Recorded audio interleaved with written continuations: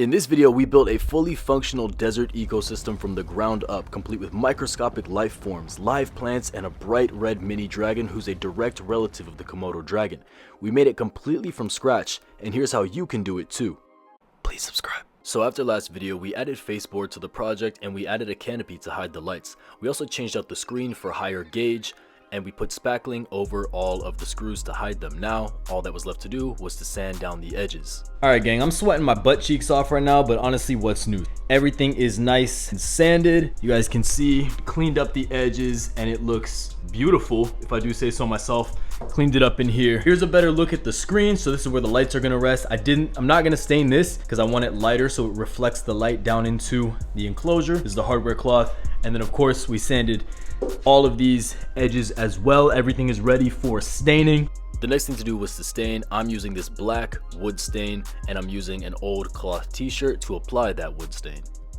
I'm praying to God I don't mess this up. I've actually never stained anything before, so this is gonna be my first time. I rolled it a little before. Just take this right here. We're gonna do a little something I like to call sending it. Boom, stain, and then we just, oh man, here we go. Yo, real quick, to thank you guys for your support, I'm doing a giveaway. Just make sure you stay to the end of the video and I'll talk about it. I guess I didn't roll it good enough. Roll gently. Please do this with gloves. I'm not gonna do it with gloves because I don't really care.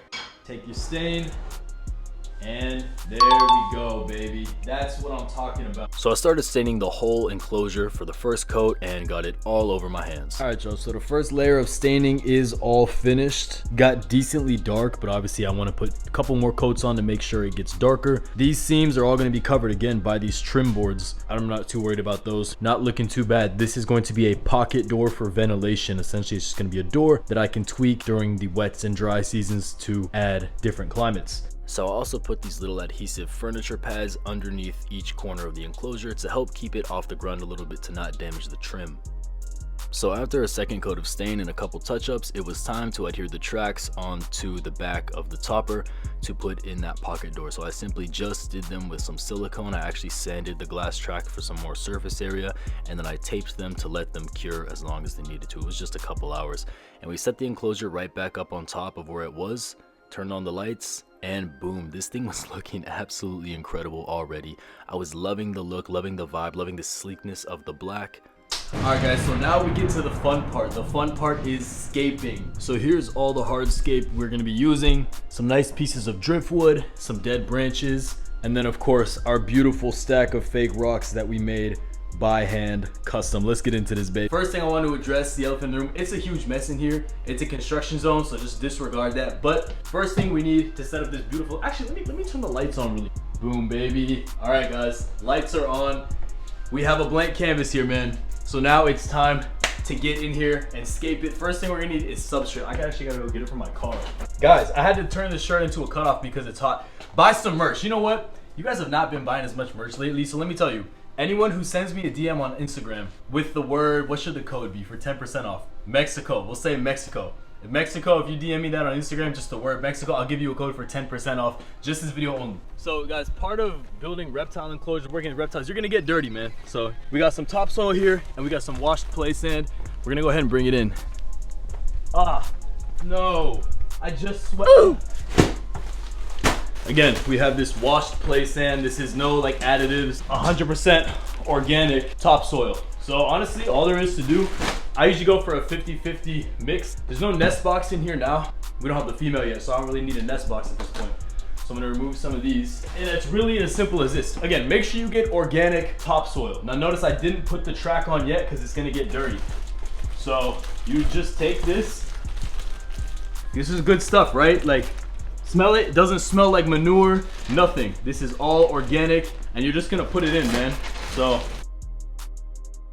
open it from here, just pull it right open, go like that.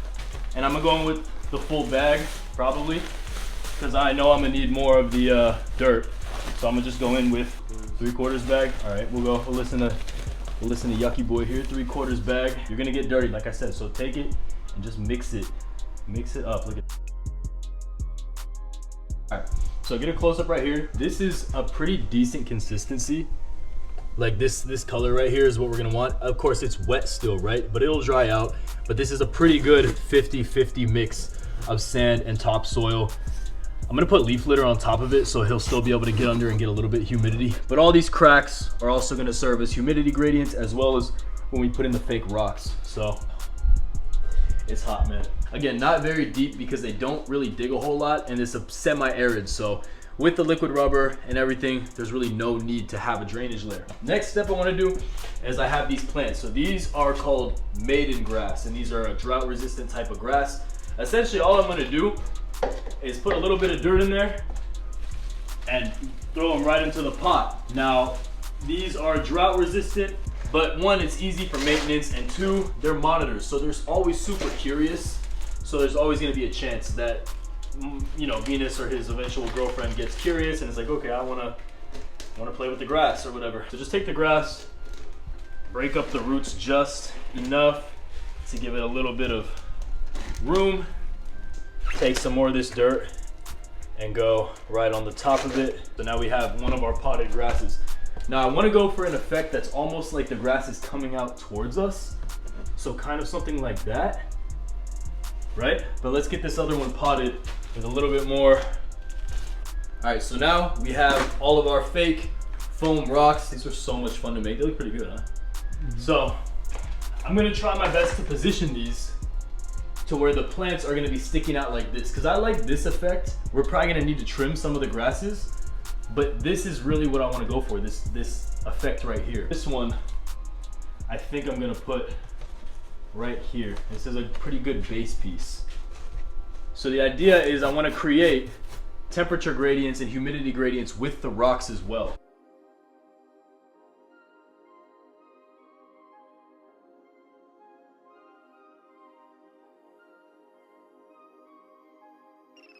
I'm trying to figure out how to use this piece of driftwood most effectively. I think maybe going like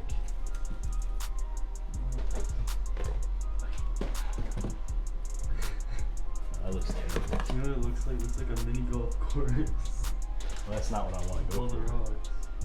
Quick shout out to my Patreon. If y'all want early access to videos, behind the scenes, and a bunch of other cool stuff, go check out the first link in the description. Guys, I'm filthy. I'm tired.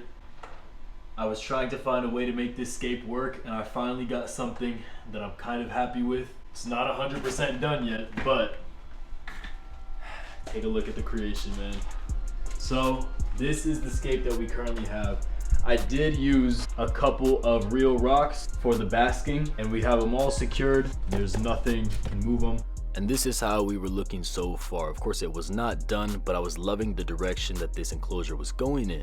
Okay, you guys, so you guys can see the tracks are on. We just simply siliconed them. Now, I didn't film this because I had to put the glass in. This glass was just a little bit too tall to put in after the tracks, so I had to put the tracks into here and then I siliconed it on. It was too scary to film. So of course, no bioactive enclosure is complete without some cleanup crew. So in this cup are some dairy cow isopods from my friend Brad, as well as other microfauna and springtails. These are going to clean up all throughout the enclosure. And of course, I put some nice humid pockets underneath some rocks, underneath some fake rocks, underneath some logs with some sphagnum moss, so that these creatures could get all the moisture that they needed. If you don't do this, they're gonna dry out. So of course, we went ahead and added them into the enclosure and watched them all crawl off, and they will explode and breed in here because there is tons and tons of organic material for them to feed off. I also took some extra leaf litter and dirt and whatnot from some other enclosures that already had microfauna, and this is a bunch of leaf litter. This is a mix of magnolia leaves and other smaller leaves that we went ahead and scattered. So this is the before. This is how much leaf litter will really change your enclosure, and take a look at this after. Just a couple little accents. Of course, I need to go through back and add more, but leaf litter is a game changer. So we let the glass cure, so now I just have to remove this tape. Fast curing silicone. Yeah, we got a little gap right here, but it's really not that big of a deal. So this is what his temporary enclosure has been. It's got some stuff taken out, but it's so like janky, and this one light is turned off in here. There's an LED, but it's time. It's time to remove him. This is Venus, and he is my male pilbara rock monitor. One of the coolest animals in the world. This is so exciting, man. I genuinely, relax, man. I'm so excited for this lizard. Relax, dude. Here we go. Bioactive desert vivarium for my dwarf monitor. Oh, relax. Just let him go, man. He's excited. He's ready. Here he goes, man. Let's close it. Welcome home, buddy. So he hasn't eaten. We just put him in right now. He hasn't eaten in a couple days. This is a tribute to how cool he is. He doesn't like the camera, so he might not eat, but he probably will take this thing. Come on, get it. There he goes. Did I not just put him in here, right?